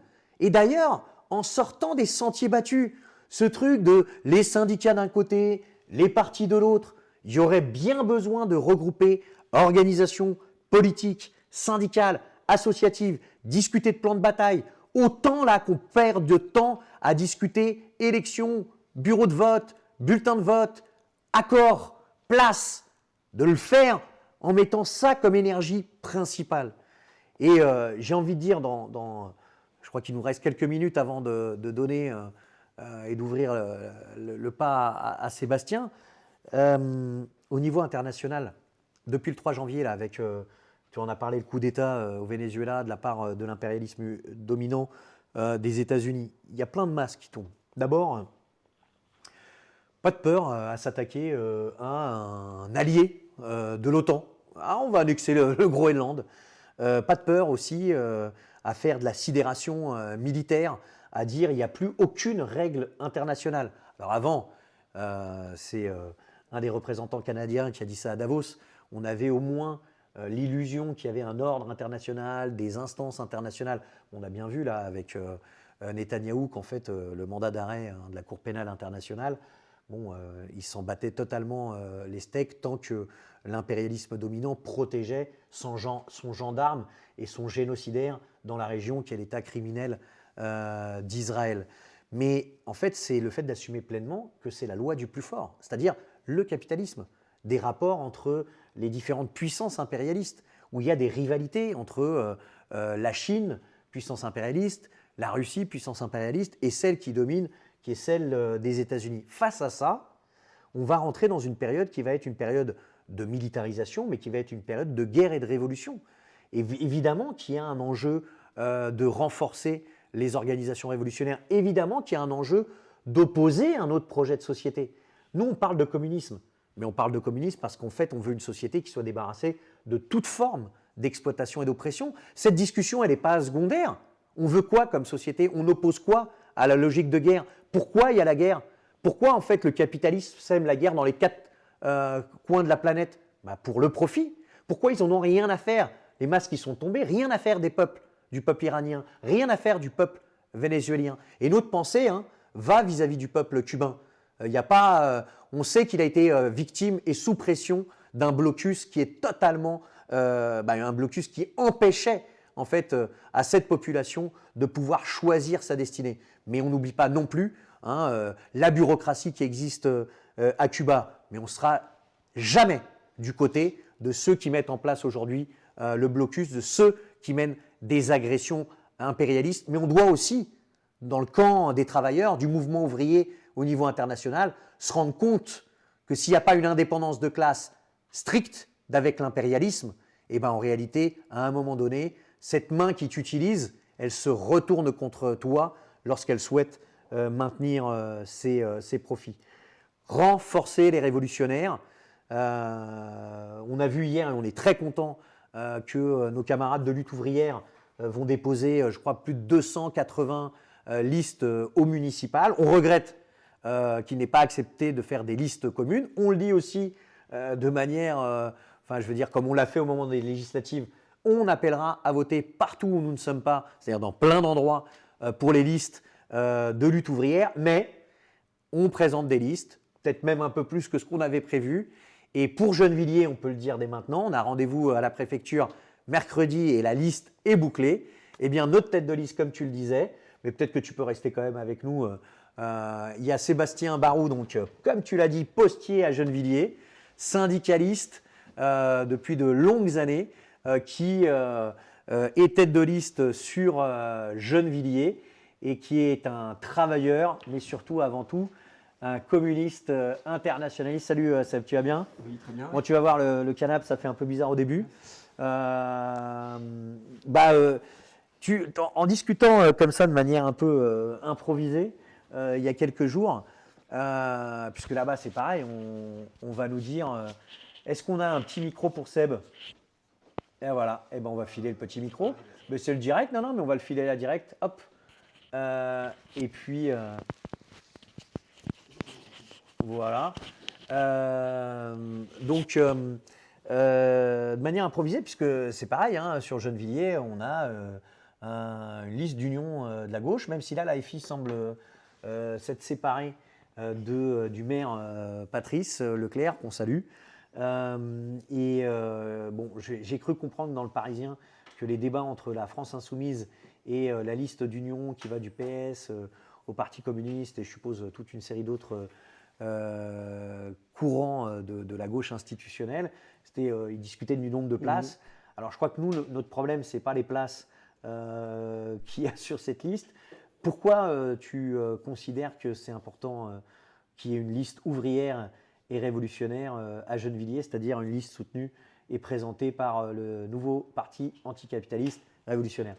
Comme tu le disais en discutant avec Armel, en fait, ouais, Gennevilliers, c'est une ville ouvrière. Et une ville ouvrière où il y a un nombre d'entreprises avec le port, avec cette zone commerciale et industrielle qui est la majorité. On salue les camarades de Géodis d'ailleurs. Qui est la majorité. En fait, c'est évidemment, il faut qu'il y ait des ouvriers, des ouvrières, non seulement qui se présentent, si ce n'est d'être le maire, au moins qu'il y ait des conseillers, des conseillères municipales qui représentent ce monde du travail, ce qu'on n'a pas actuellement. Tu le disais avec raison, cette liste d'union de la gauche où tu retrouves le Parti Socialiste. Moi, je suis dans une boîte, et tu es bien placé pour le savoir, à la Poste. Nous, le Parti Socialiste, c'est des patrons comme les autres qui nous ont fait les pires sales coups. Tu citais la gauche plurielle en 97. Moi, c'est ma première grève 97 contre la gauche plurielle, Mélenchon ministre. Donc, nous, on a envie de porter, en fait... c'est quand même hallucinant que tu te retrouves dans les entreprises, comme vous avez pu le dire dans les débats précédents, dans les entreprises, on fait tout tourner. On est dans une ville ouvrière, mais en fait, tu n'as jamais accès à rien. Tu n'es pas dans les conseils municipaux, tu passes jamais à la télé, tu n'es pas à la radio, tu n'es pas sur les réseaux sociaux, alors que c'est toi qui fais tout tourner. Nous, ce qu'on a envie de faire dans cette campagne, en fait, ce n'est pas une campagne de figuration. Évidemment, nous, on espère qu'il y aura des élus, des conseillers, des conseillères, si ce n'est le maire, à Gennevilliers pour être le relais des revendications, des combats dans cette ville. Et Dieu sait qu'il y en a des combats dans cette ville. Là, on sort d'une grève quand même à la Sécane avec une vraie victoire salariale. On le sait, nos camarades de la CGT Géodis qui ont mené un combat exemplaire l'année dernière, qui ont quand même gagné 150 balles brut en plus par mois, je veux dire, c'est pas rien. Et nous, à la Poste, on était encore en grève il y a 1 an et demi. Justement, sur la Poste à Gennevilliers, parce qu'en fait, il y a beaucoup de secteurs différents de la Poste. Tu te disais, plus que des facteurs de Gennevilliers, c'est un centre de tri postal qu'il y a sur Gennevilliers. Les guichets, la plateforme colis. C'est quoi la logique? On le sait, la logique de l'entreprise, mais concrètement sur ce territoire, sur cette ville, ça a été quoi les conséquences pour les collègues? La Poste, en fait, vit au rythme de toutes les boîtes en ce moment. C'est des fermetures de boîtes. C'est un plan social qui dit pas son nom, avec plus de 100 000 emplois qui ont été supprimés en l'espace de 11 ans. Ils ont fermé le bureau des facteurs de Villeneuve-la-Garenne, d'Asnières, ils ont mis sur Gennevilliers. Aujourd'hui, Gennevilliers, c'est un gros site postal où tu as les facteurs de plusieurs villes du nord du département qui partent de Gennevilliers, c'est boulevard Louise Michel. Tu as eu la fermeture de l'agence Colis-Post du port de Gennevilliers. Une partie a été remplacée, ils sont partis à Nanterre, une partie est retournée au centre de tri. Tu as le gros centre de tri des paquets, des colis, la PFMA Gennevilliers, c'est plusieurs centaines, mais quand je dis plusieurs centaines, c'est 500-600 postiers qui travaillent sur Gennevilliers, ce sont les 3 bureaux de poste. Alors 3 bureaux de poste, il y a eu une grosse offensive de la Poste pour fermer le bureau du Lutte. Là, il sort de quelques mois de travaux. Le hasard fait que j'allais chercher un recommandé, comme tout usager, de Gennevilliers. Je discutais avec un collègue du Lutte. Le Lutte, le bureau de poste, c'est devenu une agence multi-service public. Et le copain du guichet que je connais me disait, t'imagines, on doit répondre aux usagers pour 14 opérateurs. L'URSSAF, les impôts, le machin, on n'est pas formé. En fait, ils ferment les services publics et la Poste, on est bien placé. Nous, sur Gennevilliers, on a eu... donc la Poste, c'est des réorganisations incessantes, comme un peu toutes les entreprises. On était 21 facteurs, 21 tournées de facteurs jusqu'en 2024. Il y a eu une réorganisation sanglante, on est tombé à 10 facteurs. Actuellement, il y a 10 facteurs sur Gennevilliers, une ville de 50 000 habitants. Le samedi, avec les... Samedi, tu avais fait un calcul. Ouais, le samedi, il y a 5 facteurs. En fait, tu as 5 facteurs pour une ville de 50 000, 10 000 habitants par facteur. Et là, il y a une réorganisation qui a été annoncée. Donc, moi, je suis aussi élu du CSE. On a bataillé contre cette réorganisation. Ce serait 8 facteurs à Gennevilliers. 8 facteurs pour 50 000 habitants, c'est des chiffres imbattables. Tu vois aussi que, ça frappe fort partout. dans toutes les boîtes, quel que soit le territoire, quels que soient les départements, les villes. Mais tu vois bien qu'une ville comme Gennevilliers, moi j'ai envie de te dire, ça tape encore plus fort. Il faudrait comparer scientifiquement avec des villes, avec d'autres villes où la Neuilly, ils font bourgeoisie- plus gaffe. Voilà, à Neuilly, ils font plus gaffe. Voilà. Et donc, Mais là, justement, parce que souvent, ils nous disent unité. Je le dis comme ça parce que, franchement, c'est vrai qu'on n'a pas d'animosité. Je crois que la députée Elsa Fossillon, quand on s'était présenté aux législatives, elle l'a mal pris. Bon, il ne faut pas mal prendre, enfin, c'est normal, on défend des programmes différents. En plus, je crois qu'on ne mettait pas vraiment en cause la possibilité qu'elle soit élue, en tous les cas encore. Mais moi, je trouve que c'est ce côté un peu de prendre le seum, parce qu'en fait, on défend des programmes qui sont différents. Il faut l'assumer, on défend des programmes différents. On est contre, en fait, le nouveau Front populaire, on est contre son programme. On n'est pas pour une police de proximité, on n'est pas pour la vidéosurveillance, on n'est pas pour le travail le dimanche, on n'est pas pour dire bifurcation écologique, mais sans s'attaquer au pouvoir de propriété des entreprises. Mais par contre, là, tu viens de mettre le doigt sur un truc, service public. On devrait tous être pour. Je veux dire, il y a des élections, mais chacun défend un peu ses options. Mais là, que ce soit la France Insoumise, la liste que représente en fait Patrice Leclerc, que moi je trouve très sympa, mais on devrait se battre en fait. Les collègues de Gennevilliers, en fait, ils n'ont pas rien fait. Ils ont fait grève. Ouais, Quand il y a eu 80%. cette suppression, il y a eu une répression énorme. Enfin, là, on a des cadres dans ce bureau, c'est des méthodes de voyous, qui d'ailleurs, une des cadres, elle est partie opérer à Paris 15, et elle fout la merde déjà à Paris 15, avec un représentant de Sud, Paul, qui a été convoqué en commission disciplinaire, on y était ensemble il y a une dizaine de jours, bon, qui en fait appelle les keufs, on a la vidéo, elle appelle les keufs, et elle dit aux keufs, il y a 2 intrus là. Bon, évidemment, les keufs ils disent 2 intrus, la poste, un cadre. Enfin, les 2 intrus, elle oublie de dire que c'était 2 représentants, donc pas syndicaux, donc pas 2 intrus, Flo et Jamel. Sur la question des fermetures de guichets, au lieu de faire chacun dans sa ville, non à la fermeture du guichet, chacun dans sa ville, puis on a un rapport de force locale, le chacun dans sa boîte, etc., où tu te trouves isolé, mais ouais, à l'échelle départementale, à l'échelle de Gennevilliers, défendons les services publics. C'est une proposition qu'on peut faire. Enfin, je veux dire, prenons pas le seul. Proposition qu'on fait. Organisons sur l'ensemble du département, j'ai envie de dire de Vanves en passant par Malakoff jusqu'à Villeneuve-la-Garenne, un observatoire de défense des services publics et en particulier du service public postal qui arrête de fermer des guichets, qui arrête de supprimer des emplois et qui s'y opposent ensemble. Les écoles, Armel, enfin je veux dire, j'ai vu à Gennevilliers à plusieurs reprises des rassemblements, mais aussi à Nanterre. D'ailleurs, on dit bonjour à Raphaël Adam, qui apparemment ce matin s'est engagé auprès des... Raphaël Adam, c'est le candidat, c'est le maire de Nanterre et c'est le candidat de la liste d'Union de la gauche avec le PS, lui il est au Parti communiste. Il s'est engagé apparemment auprès des étudiants de l'UNEF Nanterre et des Sans-Fac, à être aussi un médiateur, enfin, face à la présidence de l'université. Ça, c'est des propositions qu'on peut faire. Mais franchement, nous, on le dit quand même avec force. Quelle garantie on a, voilà, juste qu'on comprenne, quelle garantie on a que la politique qui va être menée par ces regroupements d'union de la gauche avec le Parti socialiste va être différent de ce que font aujourd'hui, et ce qu'on fait, mais ce que font aujourd'hui les députés au Parlement. Enfin, au Parlement, je vote contre le budget, les autres ils font genre, il y a quand même Hollande qui s'est permis de dire... bon, moi, je ne remettrai pas en cause une mesure constitutionnelle. En fait, il parlait du 49.3 et il disait à Le Cornu, nous, on ne veut pas voter le budget, mais si tu votes, si tu le fais passer par un 49.3, on ne dira rien. Enfin, je veux dire, quand tu pratiques la politique comme ça, c'est normal que ça te fasse un petit peu des hauts le cœur, quoi.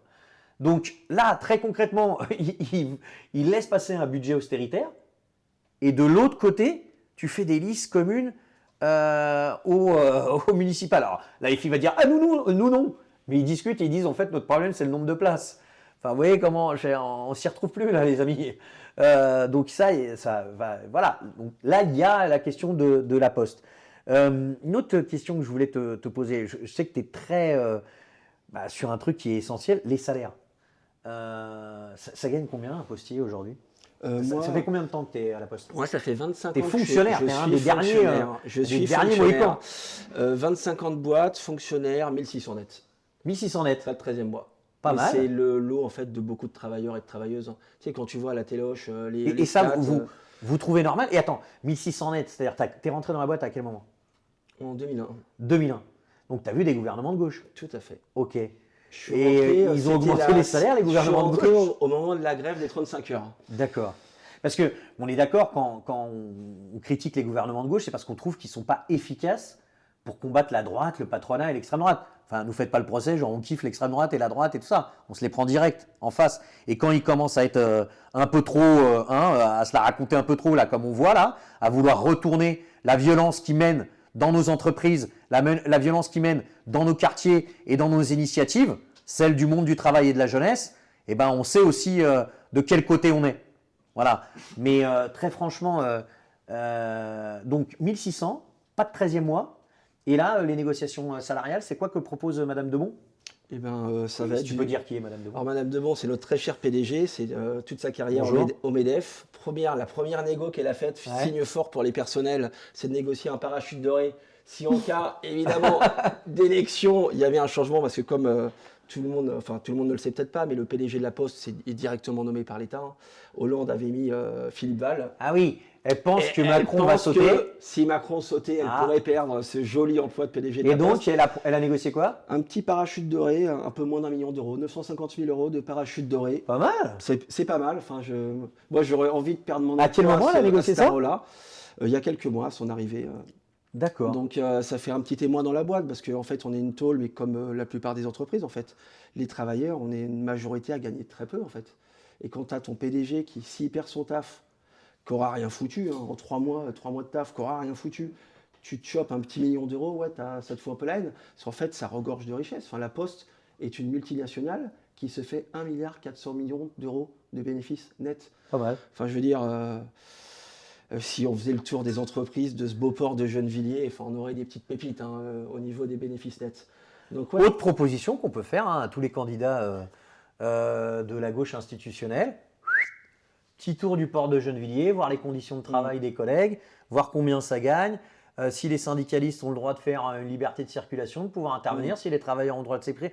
On peut faire des trucs ensemble. Mais après, nous ne demandez pas de faire des trucs avec le PS, nous ne demandez pas de dire en fait le capitalisme peut avoir un visage humain. Non, le capitalisme, il faut en finir, il faut le renverser. On ne veut pas gérer les affaires du capitalisme. Et ça ne nous empêche pas d'être les meilleurs défenseurs des conditions de travail, des congés, des contrats, nos collègues, de mener jusqu'au bout les revendications immédiates. Répression. J'ai cru comprendre, puisqu'il nous reste encore un petit peu... ça a été concomitant au fait de l'annonce de ta candidature. Je crois qu'il y a le commissariat de Gennevilliers qui te sollicite Oui, il y a le commissariat de Gennevilliers pour une prime. qui devrait me convoquer incessamment sous peu. Enfin, j'ai reçu un papier. Donc, Et tu sais pourquoi? bah non. Enfin, je sais que c'est lié au mandat syndical. C'est Mais ce qui ça, m'a c'est été déjà dit. illégal, ça. Ça, Enfin, on m'a peut dit que pas c'était lié à mon convoquer. mandat syndical Ouais. et quasiment dans le même temps, j'ai eu un entretien préalable avant licenciement la semaine dernière de la Poste. Alors, étant fonctionnaire, c'est pas un entretien préalable, mais c'est le même process disciplinaire. On mettra le lien de la vidéo parce que là, on a une pépite c'est le niveau très élevé de mafia, hein, au niveau de la Poste. Tu étais convoqué, il s'est passé quoi? J'ai été convoqué, il y avait un rassemblement. Ouais. Tu étais là. Ça m'arrive. L'ARH est venu descendre pour dire On ne dira pas son nom. la Madame Tavares. convocation, la convocation est reportée. La raison, pas de recommandé, pas de mail, pas de SMS, rien. Il faut vraiment que vous regardiez la vidéo parce que c'est des méthodes. Enfin, tu as l'impression que tu es sous une dictature. En fait, on fait nos interventions, on est au siège de la Poste, les rideaux métalliques sont grands ouverts. Et puis donc, tu vas rentrer pour Tout à fait. être accueilli. Puis là, il y a 2 vigiles qui ne savent pas trop quoi faire, mais ils ne veulent pas te laisser rentrer. Tu n'as pas reçu de report par mail, tu n'as pas reçu d'informations de l'ARH. Rien. On veut donc, tu veux rentrer. Là, tout d'un coup, de manière maladroite, ils activent le rideau métallique de droite au lieu de celui où tu pouvais rentrer. Ils activent après celui où tu pouvais rentrer, mais les vigiles étaient encore en dessous. Ils ont failli se le prendre sur le crâne. Au final, on en rigolerait. C'est, je veux dire, mais un des plus grands employeurs en France, hein, La Poste. Ben, enfin, vraiment, bravo. Et donc, au final, ils arrivent, ils veulent te faire rentrer à l'intérieur pour te donner un papier. Hop, on reporte. Et en même temps, tout ça, une convocation au commissariat dans lequel tu as proposé 10 000 rendez-vous possibles avec ton avocat. On t'a dit audition libre. Alors, c'est la grande mode. Hein, maintenant, on te convoque au comico. T'inquiète pas, c'est rien. C'est un sport. T'es syndicaliste, t'es de gauche, t'es communiste. Eh ben, viens au comico. Écoutez, tout ça, c'est pas mal. En ce moment, comment tu analyses? On a parlé d'Alex. Jeudi prochain, il y a eu Paul, il y a eu Vincent, notre camarade du 78, Vincent Fournier. Qu'est-ce qui se passe en ce moment à la Poste pour les syndicalistes? C'est vrai que tu as une vague là, inédite, pas inédite. Enfin, je veux dire, il y a une culture de la répression à la Poste. On a eu un certain nombre de licenciements. Enfin, je veux dire, tu es quand même un cas d'école à la Poste, avec l'inspection du travail qui avait refusé ton licenciement quand même. Mais là, on a une vague en ce moment qui touche un certain nombre de militantes et de militants syndicaux, Sud, CGT, et pas que. Plein de collègues. En fait, le profil des collègues qui relèvent la tête et qui ne se laissent pas faire. Au même moment, tu as la Poste qui annonce quand même un nombre de bénéfices, et on est à un tournant de la Poste où on le sent un petit peu. Nous, dans la maison, dans la tôle, c'est que logistique. On abandonne le courrier. Le service public, c'est fini. On va dans le logistique, on va vers autre chose. Et tu sens qu'au moment où tu as cette mise en place d'une transformation profonde de la Poste, et puis ce que tu as dit, des fermetures de bureaux qui s'accélèrent, là en ce moment, ça tape dur. Mais en fait, ça tape dur, c'est des profils de militants combatifs, très combatifs. On peut même le dire, souvent lutte de classe. Et en fait, tu as la boîte quand même, comme on le dit souvent, c'est un peu, mais comme souvent les grands patrons, c'est un peu des géants au pied d'argile. Parce que derrière, quand tu t'attaques un militant, une militante, tu as souvent des mobilisations derrière, des collectifs de collègues qui se battent. Et ça, la boîte, elle ne l'empêchera pas, de toute façon. Des bas salaires, des réorgs à go, des suppressions d'emplois, une charge de travail qui augmente de jour en jour, ça peut à un moment que en finir par une Alex, incursion vraiment du visuel. Alex, juste parce que en fait, il nous a accueillis. Il y avait toi, il y avait moi, il y avait Xav. Il nous a accueillis, il est représentant syndical. Il lui dit ouais, t'as quitté ta position. Bah ok, d'accord. Enfin, il quitte sa position, il va accueillir les représentants syndicaux. Ils disent c'est lui qui nous a fait rentrer. Il n'y a rien qui permet de le prouver. Enfin, nous on rentre comme on veut dans les bureaux. Et c'est normal. Enfin, on est des représentants syndicaux. Il n'y a pas eu de retard dans les courriers. Ils respectent dans le courrier sa distribution. Ils respectent même pas leur article 8. Je l'ai lu. En tout début, on l'a mis dans le visuel tellement ils se foutent de notre gueule. Mais je veux quand même dire un peu une question. Moi, j'ai vraiment l'impression que sur cette question de la répression, la Poste est prête à aller très très loin. Là, nous, on a, je veux dire, Monsieur Roxo, il est quoi lui en fait? Le directeur adjoint régional. Voilà, lui, c'est vraiment des méthodes d'homme de main. Je veux dire, vraiment des méthodes d'homme de main sur la façon dont il discute, la tonalité, les provocations. Il a été quand même dans toute une affaire au moment des élections au CSE, puisqu'ils ont une grande peur que l'organisation syndicale dans laquelle on est ait la majorité absolue dans un des plus gros CSE au niveau du courrier de tout le groupe. D'ailleurs, il voit bien les difficultés, alors qu'on n'a pas la majorité absolue, ce que ça pourrait donner. Mais c'est aller sur des méthodes ultra sales. La mise en place de pages Facebook qui nous calomniaient.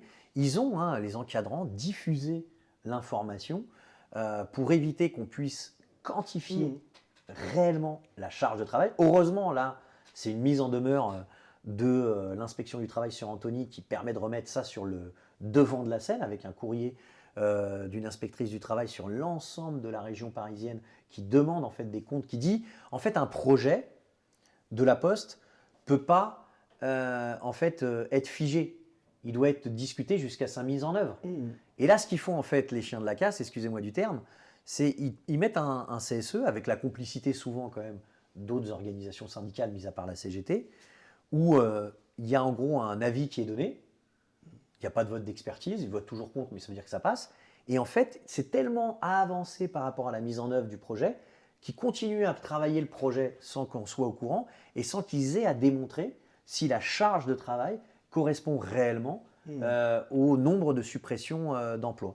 Et donc ça, c'est ce qu'on met au centre de nos revendications.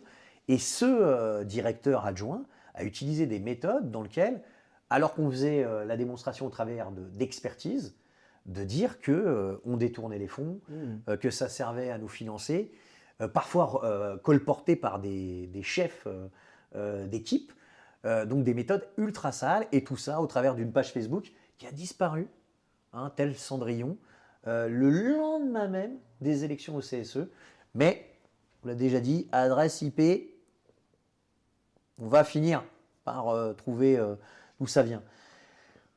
Seb, c'est la première fois que tu te présentes à des élections municipales. Tout à fait. Voilà, je crois que tu avais déjà fait d'autres Ouais, les élections. législatives. Des 2022, ouais. législatives.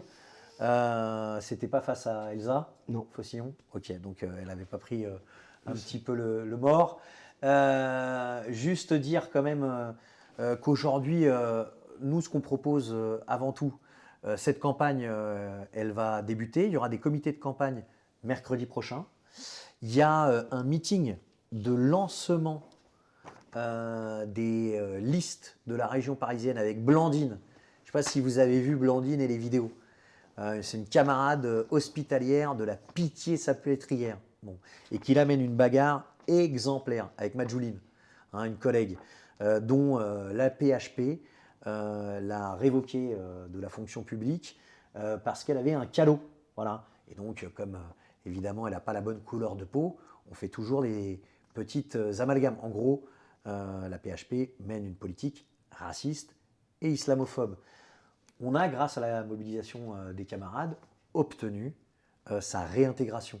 Tout comme d'ailleurs à la ville de Paris, pour Bruno et Ibrahima, qui sont veilleurs de nuit, et qui eux aussi avaient eu l'audace de réagir à des propos racistes tenus par leur encadrant, et qui avaient été sanctionnés très lourdement, et dont le tribunal administratif avait remis en cause ces sanctions. Quand je disais qu'on a une semaine lourde, Blandine, qui mène cette bagarre avec Madjouline et tout son syndicat, et franchement, bravo à vous.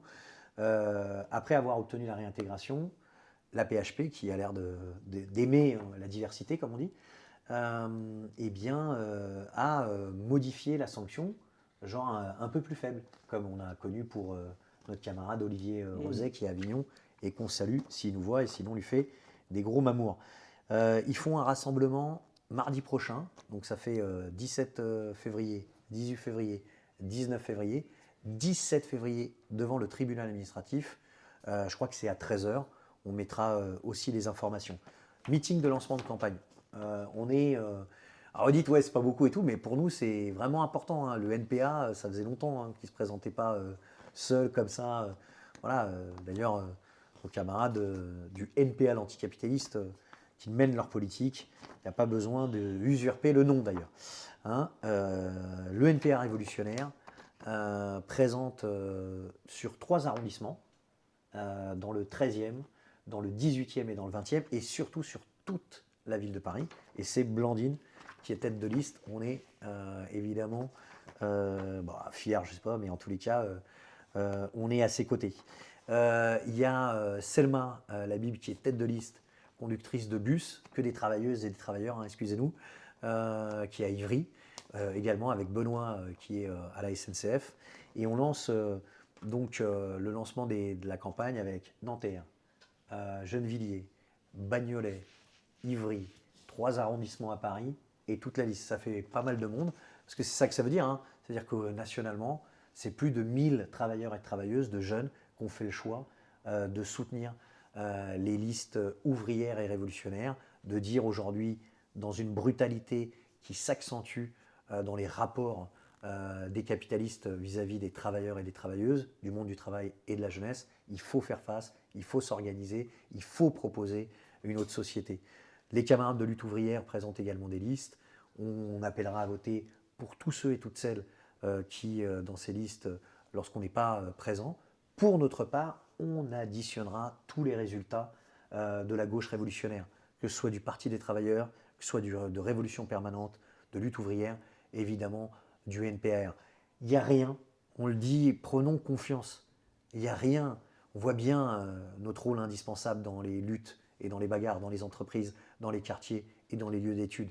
Mais y compris sur le terrain électoral, il n'y a rien qui nous cantonne à des résultats qui soient des résultats petits, faibles. En 2002, la gauche révolutionnaire, c'est près de 10%. Est-ce que la situation s'est améliorée depuis 2002 ? Non. On en rediscutera des moyens de renforcer le camp des révolutionnaires, du pôle des révolutionnaires, de la question du 8 mars aussi. Et on vous invite au prochain live qui aura lieu donc le 1er mars, même heure, 17h, même format. Et on va être encore meilleur techniquement. Merci à l'ensemble des camarades que vous ne voyez pas de l'autre côté et vis-à-vis du premier panel où ça courait un peu dans tous les sens. Merci à eux. Ce qu'il faut surtout, faites remonter. On ne manque pas en fait de lutte. On manque de militantes et de militantes pour pouvoir les suivre, pour pouvoir y intervenir, pour pouvoir les construire, pour pouvoir les faire converger. Faisons remonter le maximum et jeudi prochain, à partir de 19h, Espace Charenton, meeting de lancement de campagne du NPAR. Dès 19h, il y aura une petite collation, librairie, début du meeting à 19h30. Et pour Gennevilliers, et ceux qui ne sont pas loin, il y a un bus qui part à partir de 18h de la Bourse du Travail. Voilà, prix libre. Il reste encore des places. C'est un gros bus, mais il y a déjà une quarantaine d'inscrits et d'inscrites. Donc, n'hésitez pas à venir sur le bus et à vous inscrire. Communisme et Révolution, merci à toi Armel, merci Seb et merci à tous les camarades qui sont derrière et qui ont rendu possible ça. Merci à Candé, merci à Coppelia et il n'y a que la lutte qui paye.